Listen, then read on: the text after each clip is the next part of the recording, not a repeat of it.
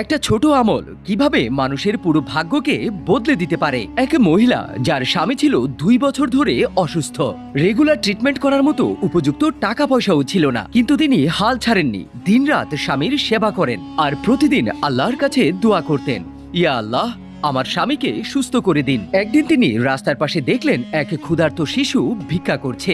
ওই মহিলার কাছে শুধু স্বামীর জন্য ওষুধ আনার টাকা ছিল। তিনি ভাবলেন এই শিশুটি কতই না অসহায় যে রাস্তায় বসে ভিক্ষা করছে। সে হয়তো কিছু খায়নি, তাই তিনি তার শেষ জমা টাকাটাও ওই শিশুকে দান করলেন। মহিলাটি বাড়ি ফিরে আসলেন, আজান শুনে নামাজ পড়তে দাঁড়িয়ে গেলেন। সেজদায় পড়ে আল্লাহর কাছে ফরিয়াদ করলেন, আল্লাহ, আমার স্বামীকে আরো হায়াত বাড়িয়ে দিন। হঠাৎ করে তিনি অনুভব করলেন এক অপরিচিত ব্যক্তি তার স্বামীর পাশে দাঁড়িয়ে আছে।